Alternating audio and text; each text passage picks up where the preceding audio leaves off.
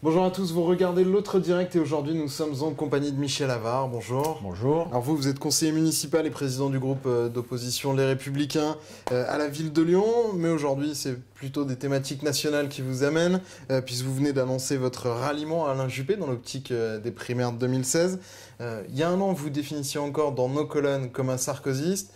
Qu'est-ce qui fait que ça a changé et qu'aujourd'hui vous apportez votre soutien à Alain Juppé ? Alors, sur chaque élection interne ou sur les différentes élections, j'aime bien les prendre par rapport à l'enjeu que représente chaque élection. Quand il y a eu l'élection du parti entre François Fillon et Jean-François Copé, j'ai soutenu François Fillon. Quand ça a été, au terme de cet épisode qui a été douloureux pour l'UMP, à nouveau un choix à faire, j'ai pensé que Nicolas Sarkozy, avec lequel j'ai une très bonne relation, était le mieux placé pour être le président du parti. Aujourd'hui, la question, c'est quel est le meilleur candidat des Républicains pour emporter l'élection présidentielle. Donc c'est par rapport à cet enjeu-là que j'ai pris cette décision de soutenir Alain Juppé. Qu'est-ce qu'il a de plus que Nicolas Sarkozy ? J'ai fondé ma décision sur deux raisons principales. La première raison, c'est la France et malheureusement la situation difficile dans laquelle nous sommes. On va arriver au terme d'un quinquennat catastrophique de François Hollande, dans lequel aucune réforme structurelle, comme l'ont fait tous les autres grands pays européens, n'aura été faite. Il nous faut donc quelqu'un qui soit en capacité de pouvoir mener ces grandes réformes structurelles sur l'éducation, sur la dépense publique, sur les retraites. Je pense qu'Alain Juppé a ce profil-là. Et puis, il nous faut également quelqu'un qui puisse rassembler une large majorité de Français, les républicains, les centristes, et y compris des gens qui sont désabusés par la classe politique et qui, je pense, peuvent trouver en Alain Juppé quelqu'un en qui, compte tenu de son parcours, de son expérience, retrouver une forme de confiance sur la capacité à agir. Et c'est donc la raison qui m'a conduit à soutenir Alain Juppé, dont je pense il est celui qui pourra à la fois mener ses réformes en rassemblant, en apaisant. C'est pour vous le critère différenciant peut-être entre Nicolas Sarkozy et Alain Juppé, c'est qu'il y en a un qui peut faire des réformes, enfin les deux peuvent faire des réformes, mais les deux ne peuvent pas rassembler le pays ? Non, c'est pas, j'ai pas voulu choisir. Vous avez de l'amertume par rapport au quinquennat de Nicolas Sarkozy ? Non, parce que je pense que ça a été un mandat très difficile et que honnêtement le travail qu'a fait Nicolas Sarkozy pendant ce mandat est remarquable et je pense que dans quelques années on lui en rendra hommage. Je vous rappellerai qu'on a vécu la pire crise économique. Pourquoi il est plus en capacité aujourd'hui s'il a bien fait le job ? Qu'est-ce qui fait qu'aujourd'hui c'est plus bon pour vous ? Parce qu'il a été président de la République et puis parce que voilà, c'est toujours plus difficile quand on a été président de la République et qu'on souhaite le redevenir après avoir perdu une élection. Mais au-delà de ça, c'est aujourd'hui... Avoir été un Premier ministre désavoué, viré par la rue, oui, mais vous savez... qui a eu une traversée du désert avec une condamnation judiciaire, ça on peut en revenir. Si vous prenez l'histoire de tous les hommes politiques ou de toutes les femmes politiques, tout le monde a connu des moments difficiles, des traversées du désert, des désaveux, des grandes victoires, des moments beaucoup plus joyeux et faciles. Donc ça fait de toute façon partie d'un parcours. Aujourd'hui, vous reconnaissez, vous qui êtes peut-être un peu au milieu du désert en ce moment ? Écoutez, moi j'ai plutôt bien commencé ma vie politique, j'ai perdu les élections municipales, voilà. Ça fait partie du parcours, j'allais dire, en France. Malheureusement, il faut avoir quelques plaies, quelques bosses et quelques cicatrices et la tempe qui grisonne pour pouvoir, à un moment donné... Enfin là, en l'occurrence, concernant Alain Juppé, elle fait plus que grisonner. C'est aussi ce qui lui est reproché, son âge. Oui, mais vous savez, jamais l'âge n'a été un critère de choix. Jamais l'âge n'a été un critère de choix en France. Aujourd'hui, ce qui va être le critère de choix des électeurs, c'est la confiance et la capacité qu'ils accorderont au candidat qui sera le candidat pour être le président de la République. Aujourd'hui, ce qu'on attend d'un président de la République, c'est qu'il soit justement en capacité de rassembler, et il faudra être capable de créer un grand rassemblement, parce qu'il y a de grosses réformes à faire. Et pour faire des grosses réformes, il faut de larges majorités. On entend de plus en plus de désaccords au sein de la famille Les Républicains. Il y a eu Gérald Darmanin qui a été porte-parole de Nicolas Sarkozy pendant la campagne, qui a annoncé quitter la direction des Républicains parce qu'il n'était pas d'accord avec la ligne identitaire, avec la stratégie du Nini. Est-ce que vous aussi, c'est des questions qui vous travaillent en ce moment? Non, j'ai toujours partagé cette question. Vous savez, moi je pense toujours que quand on est fort sur ses convictions, on n'a pas besoin de se poser ce genre de questions. Les Républicains ont vocation à être un parti de gouvernement. Nous devons être forts sur nos convictions. Nous devons porter nos propres convictions sans chercher à ressembler aux uns ou aux autres. La droite et le centre. Typiquement, les lignes Juppé et Sarkozy ne sont pas les mêmes. Ou plus récemment, ce qu'on a vu chez nous au régional avec Laurent Wauquiez, la ligne Wauquiez n'est pas la ligne Juppé. Elles ne sont pas différentes non plus. Ce sont des sensibilités différentes, mais sur le fond des choses, sur ce que nous devons faire pour le pays, eh bien, nous portons les mêmes projets, les mêmes valeurs. On arrive au terme de cet entretien pour sa partie sur TLM et on se retrouve tout de suite sur lyoncapital.fr. Au revoir. De retour avec Michel Avare sur lyoncapital.fr. Stratégiquement, c'est aussi un bon choix finalement d'aller soutenir Alain Juppé parce qu'à Lyon, pour l'instant, il n'y a pas de personnalités qui ont apporté leur soutien à Alain Juppé. Vous allez forcément avoir le leadership sur les Juppéistes lyonnais. C'est aussi entré dans votre calcul? Pas du tout. Alors, parce que tout le monde va être sarkozyste globalement. Je ne sais pas, on verra bien. Vous savez, nous étions très nombreux à considérer que pendant les élections régionales, c'était le temps des élections régionales et que les primaires ne devaient pas rentrer en ligne de compte. Moi, c'est un choix que je mûris, que j'ai fini de mûrir pendant la trêve de Noël. Je n'ai pas fait ça du tout par calcul. Je vous dis vraiment, je vois la situation du pays, je vois les difficultés dans lesquelles nous sommes. Je regarde ce qu'ont fait les autres grandes démocraties européennes en termes de réformes. Nous sommes à la traîne de ces réformes et pour le coup, nous sommes à la traîne en termes de résultats. On a un niveau de chômage dramatique, on a un endettement qui continue d'enfler. Il y a un moment donné, il faut vraiment que les grands dirigeants agissent. François Hollande en est incapable, il n'a pas de majorité pour le faire. C'est un coup en avant, un coup en arrière, c'est décousu, il n'y a pas de cap. Enfin, c'est un drame. Donc, il faut qu'on sorte vite de ce drame. Et celui qui me paraît être un peu le catalyseur, celui qui sera capable de rassembler cette large majorité pour pouvoir mener ces réformes importantes pour le pays et pour les Françaises et les Français qui souffrent de cette situation, c'est Alain Juppé. C'est comme ça que j'ai fait mon choix. Je ne l'ai pas fait du tout par calcul. Si mes conclusions avaient été différentes, j'aurais fait un autre choix. Mais vraiment, c'est sur cette base-là que je considère aujourd'hui, oui, qu'Alain Juppé est celui qui correspond le mieux à la situation du pays et à ce qui nous attend en termes de travail. Concrètement, vous allez faire quoi cette année pour lui ? Nous allons d'abord organiser cette campagne. Je vais apporter ma contribution sur les sujets qui sont les miens.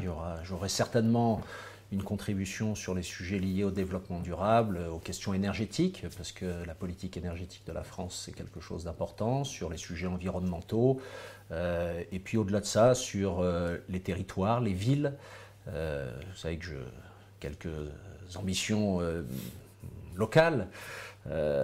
Et puis j'essaye de travailler, de réfléchir sur la façon dont les villes évoluent, comment on vit en ville, les modes de pratique, la création de la richesse dans les grands centres urbains avec les avantages que ça procure et puis les inconvénients que ça oblige à gérer.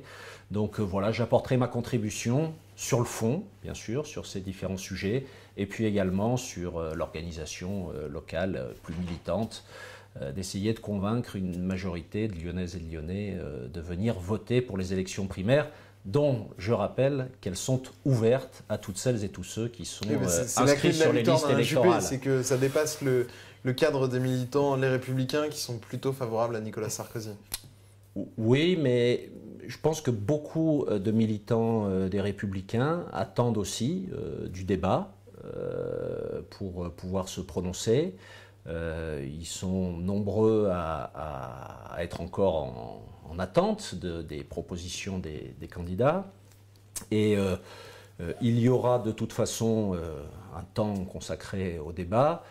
J'ai aussi, et je veux le dire, puisque je suis président d'un groupe, la responsabilité de veiller à ce que cette campagne interne, qui va être bien sûr une compétition, donc qui peut générer quelques tensions, veiller à apaiser les choses et à faire en sorte que chacune et chacun se sente parfaitement libre dans son expression. Et je l'ai toujours assuré auprès des élus qui me font confiance, et je continuerai à le faire. Et dans le même temps, la liberté que je donne aux autres, je me la suis donnée aussi à moi-même. J'ai envie de m'engager dans cette campagne. J'ai envie de parler de mon pays, de ce qu'il faut faire pour mon pays. Et voilà, je le ferai avec Alain Juppé, en contribuant de cette façon à cette campagne. Un point justement sur la politique lyonnaise. On a entendu Laurent Wauquiez pendant la campagne dire beaucoup de bien de Gérard Collomb. Je suppose que ça vous a pas forcément toujours fait plaisir d'entendre le patron de la droite régionale dire que finalement Gérard Collomb, contre qui vous vous opposez au conseil municipal et à la métropole, est un bon maire. Bah écoutez, ça faisait partie d'une stratégie. Laurent Wauquiez était candidat contre Jean-Jacques Queyranne, pas contre Gérard Collomb. Il n'avait pas vocation à ouvrir de front. Et puis, Gérard Collomb a été élu président de la métropole. Donc, Laurent Wauquiez sait qu'il doit travailler avec Gérard Collomb. Donc, pour vous, il ne pense pas forcément toutes les louanges qu'il lui a adressées. Non, mais vous savez, j'ai jamais dit que Gérard Collomb était un mauvais maire. Il y a des choses que j'aurais pas fait comme lui. Pour autant, et ça nous est reproché parfois par vous-même, il y a aussi des choses qu'on vote avec Gérard Collomb parce qu'on considère que c'est l'intérêt de la ville et des Lyonnaises et des Lyonnais.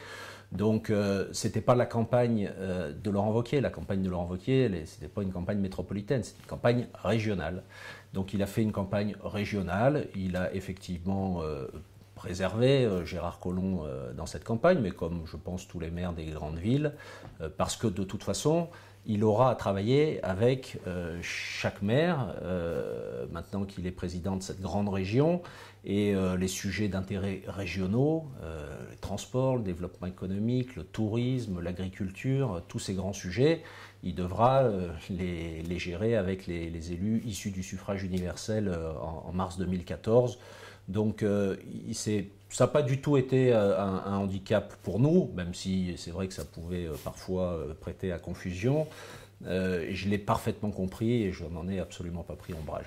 Vous avez parlé des dossiers que vous votez, de ceux que vous ne votez pas.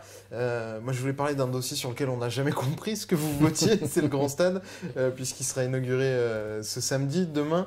Enfin, il a été inauguré, mais c'est le premier match samedi. Voilà. Et je serai au premier match. Alors, parce que vous étiez pour ou contre finalement? Qu'on comprenne avec le recul, parce qu'on n'a jamais vraiment compris. Il y a des fois où vous étiez étrangement absent au moment de voter, des fois où vous vous êtes abstenu. Non, j'avais une position compliquée et parce que fondée sur à la fois les éléments du financement du Grand Stade, sur la participation des collectivités locales et sur la question de l'accessibilité. Aujourd'hui, ce sujet, il est derrière nous. Le Grand Stade, il est là. Pour les usagers, il est peut-être, il est devant celui de l'accessibilité. Bien sûr, mais c'est là qu'on verra si les points qu'on a négatifs, pour le coup, qu'on a pointés au moment où il y a eu ces débats sur les questions d'accessibilité sont vrais ou sont faux. Très honnêtement, j'espère qu'on s'est trompé et que le Grand Stade fonctionnera bien, puisque maintenant qu'il est là, il faut bien qu'il marche. Et puis, il y avait un élément, c'était l'avenir de Gerland. Gérard Collomb fonctionne un peu comme ça, c'est un des reproches que je lui fais, c'est qu'il lance des choses mais il oublie de traiter les conséquences. Donc maintenant c'est en train de se faire un peu après coup. Gerland sera vide cette année et pour l'instant il n'y a aucun projet à Gerland, ça n'a pas été anticipé. Lancé par Olivier Ginon. Il y a un projet qui est en cours de discussion, en tout cas il n'est pas abouti. Et pour le coup, Gerland restera de toute façon pendant quelques mois. Mais pour vous, l'argent public investi sur le Grand Stade est plutôt bien investi? L'argent public qui a été investi, d'abord on n'en connaît pas exactement le montant. Obama, toujours 200 beaucoup millions. de monde. Oui, mais bon, moi j'aime bien les chiffres un peu précis. Ah bah c'est pas C'est rien. vous qui êtes élu sûr. dans des assemblées qui ont eu à délibérer, vous ne connaissez pas le montant, c'est assez grave. Ah bah oui, mais c'est justement bien le reproche qu'on a fait à Gérard Collomb, c'est de jamais avoir eu la clarté sur les montants investis sur le grand stade en termes d'infrastructures autour du grand stade. Et moi j'aime bien que les choses soient claires et précises. Voilà. Donc c'est pour cette raison que oui, on sait que c'est à peu près 200 millions d'euros, mais maintenant il y a des budgets annexes qui ont été mobilisés.